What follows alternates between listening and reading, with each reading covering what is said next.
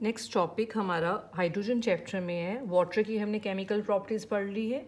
अब हम पढ़ेंगे hard and soft water. Hard water कौन सा होता है और सॉफ्ट वाटर जो है वो कौन सा होता है। हार्ड वाटर वो वाटर होता है, अगर हम सोप डालते हैं इस वाटर में तो इसमें लादर फॉर्मेशन जो है वो बहुत कम होती है या नहीं होती है। ऐसे वाटर को हम क्या कहते हैं, हार्ड वाटर कहते हैं। और एग्जांपल इसकी है जैसे सी वाटर है, सी वाटर हार्ड वाटर होता है। रिवर वाटर्स जो होते हैं वो भी क्या होते हैं, हार्ड होते हैं।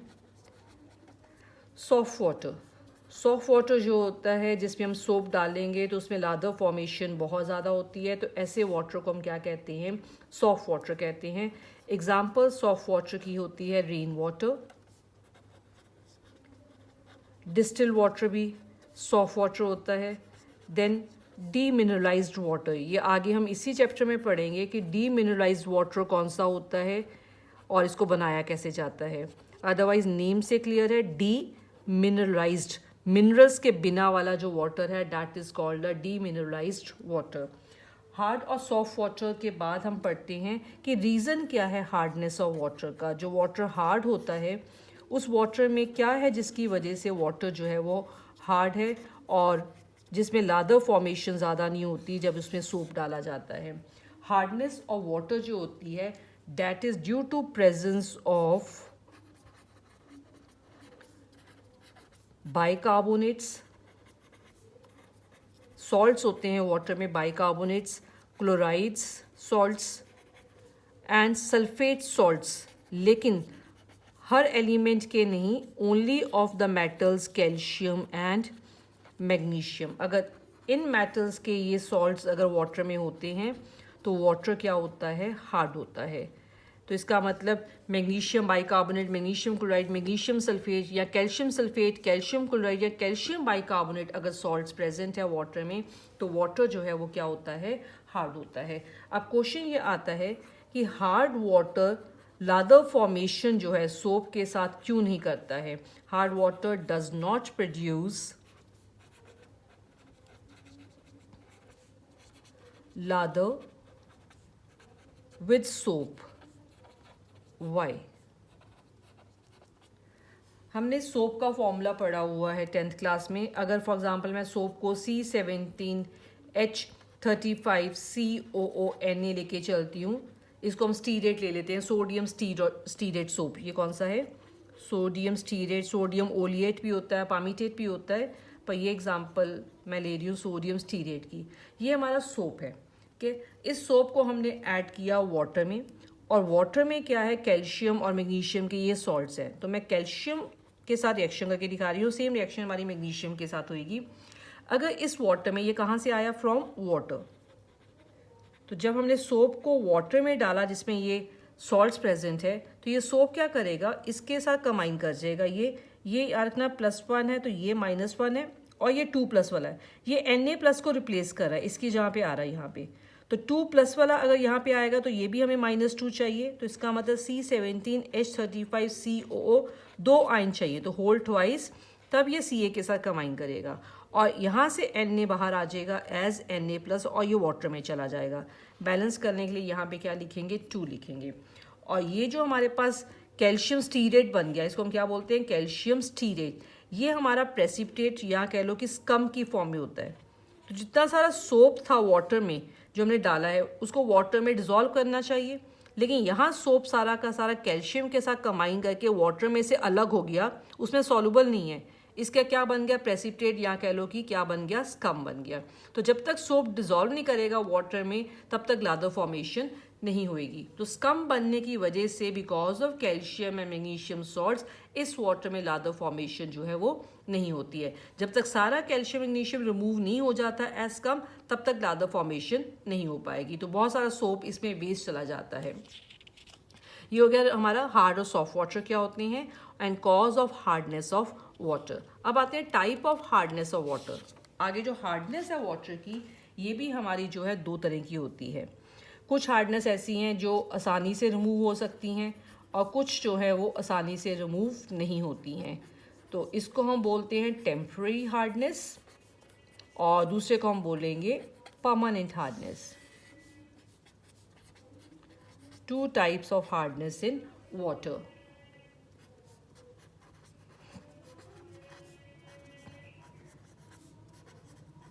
टेम्पररी हार्डनेस इन वाटर, जो टेम्पररी हार्डनेस वाटर में होती है that is due to presence of, हमने क्या पढ़ा था, बाइकार्बोनेट, क्लोराइड या सल्फेट सॉल्ट्स होने चाहिए कैल्शियम मैग्नीशियम के। तो यहाँ पे ये जो है due to the presence of bicarbonates of calcium and magnesium की वजह से ये हार्डनेस होती है, due to presence of bicarbonates of calcium and magnesium, that is we can say calcium bicarbonate and magnesium bicarbonate की वजह से ये हार्डनेस होती है। और दूसरी हमारे पास आती है permanent hardness of water. Second type of hardness को हम क्या बोलेंगे, परमानेंट हार्डनेस ऑफ वाटर। और ये हार्डनेस अब किसकी वजह से होगी, बाइकार्बोनेट्स हमने इसमें ले लिए, तो इसमें हमारे पास क्या आएगा, chloride and sulphates of calcium and magnesium. अगर chloride and sulphates of calcium and magnesium salts होते हैं, जैसे कि कैल्शियम क्लोराइड हो गया, मैग्नीशियम क्लोराइड हो गया, कैल्शियम सल्फेट या मैग्नीशियम सल्फेट है, तो अगर ये सॉल्ट्स प्रेजेंट है वाटर में तो that water has a permanent hardness in it. Type of hardness के बाद next we are doing methods of removal of these hardness. अगर हमने इनको रिमूव करना है इस हार्डनेस को वाटर में से, तो कैसे रिमूव करेंगे, कौन कौन से मेथड्स अवेलेबल हैं। तो पहले कहते हैं methods of removal of temporary hardness.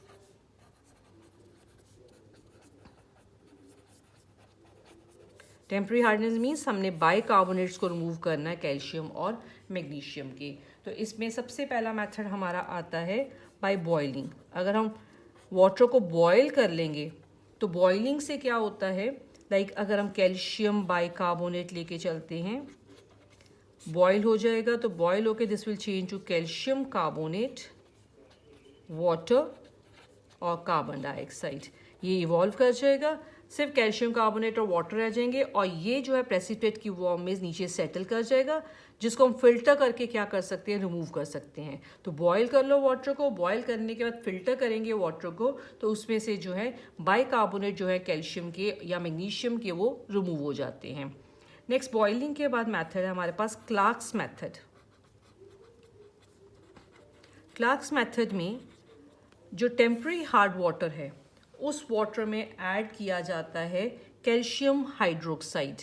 इसमें हमने क्या ऐड करना है, कैल्शियम हाइड्रोक्साइड ऐड करेंगे। तो ये कैल्शियम हाइड्रोक्साइड बाइकार्बोनेट्स के साथ कंबाइन करके इसको चेंज कर देता है कार्बोनेट में, और वाटर बन जाएगा साथ में। तो ये कार्बोनेट नीचे सेटल कर जाएगा, फिर से हम इसको क्या करेंगे, फिल्टर कर लेंगे वाटर को, और फिल्टर करके हम इस हार्डनेस को क्या कर सकते हैं, इसमें से इस कैल्शियम कार्बोनेट को क्या कर सकते हैं, रिमूव कर सकते हैं। तो these are the two methods to remove temporary hardness from the water. Temporary hardness के बाद हम आते हैं नेक्स्ट मेथड्स हमारे पास है removal of permanent hardness of water. Methods of removal of permanent hardness. First method इसमें है हमारे पास है, वाटर में हम ऐड कर देंगे वॉशिंग सोडा। तो इसको treatment with washing soda method बोलेंगे। वॉशिंग सोडा क्या होता है, सोडियम कार्बोनेट। तो सोडियम कार्बोनेट को हम ऐड कर देंगे परमानेंटली हार्ड वाटर में, और उसको ऐड करके क्या रिएक्शन होएगी, परमानेंट हार्डनेस होती है because of chloride and sulphate. तो मैं कैल्शियम का क्लोराइड ले लेती हूँ और मैग्नीशियम का सल्फेट, इनके साथ ये जो वॉशिंग सोडा है ये रिएक्ट कर जाएगा, और रिएक्ट करके ये NaCl बन जाएगा, और साथ में कैल्शियम कार्बोनेट, सेम ये सोडियम सल्फेट और मैग्नीशियम कार्बोनेट बन जाएंगे। तो कैल्शियम कार्बोनेट तो प्रेसिपिटेट की फॉर्म में सेटल हो जाएगा, और NaCl वाटर में मिक्स हो जाएगा। सोडियम का क्लोराइड सॉल्ट हार्डनेस कॉज नहीं करता है, तो अगर ये वाटर में रहेगा भी तो उससे हार्डनेस नहीं होएगी।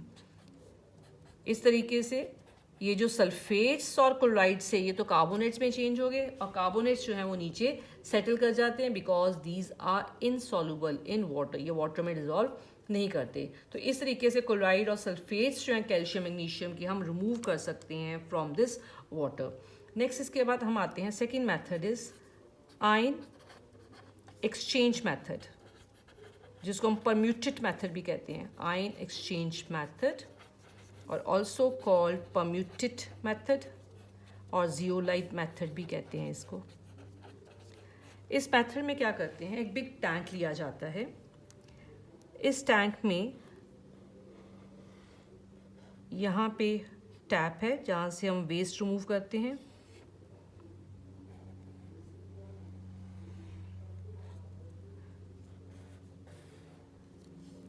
इसमें नीचे यहाँ पे पैक कर दिया जाता है सैंड, कोर्स सैंड होती है। इसके ऊपर ग्रेवल, छोटे छोटे से स्टोन्स जो होते हैं उनको पैक किया जाता है, स्टोन्स की लेयर, जिसको हम बोलेंगे ग्रेवल, बिकॉज छोटे छोटे स्टोन्स हैं तो इनको हम क्या बोलते हैं, ग्रेवल। इसके ऊपर, ग्रेवल के ऊपर फिर से सैंड की लेयर आएगी यहाँ पर। अगेन ये लेयर जो है ये हमारी कोर्स सैंड लेयर है, और इसके ऊपर जो है यहाँ पे पैक किया जाता है जियोलाइट, या जिसको हम कहते हैं परम्यूटेड पैक किया जाता है। ये जो है this is zeolite, sand, this is gravel, और यहाँ से जो है वेस्ट रिमूव होएगा। और टॉप पे यहाँ पे हमारे पास आ जाता है वाटर, यहाँ वाटर ड्रॉ करेंगे, दिस इज वाटर।